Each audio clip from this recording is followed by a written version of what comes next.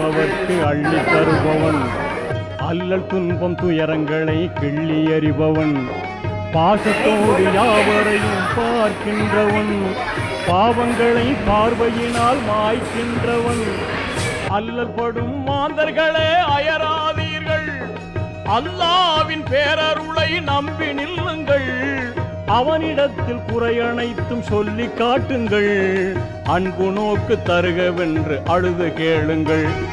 இறைவனிடம் கையேந்துங்கள், அவன் இல்லை என்று சொல்லுவதில்லை.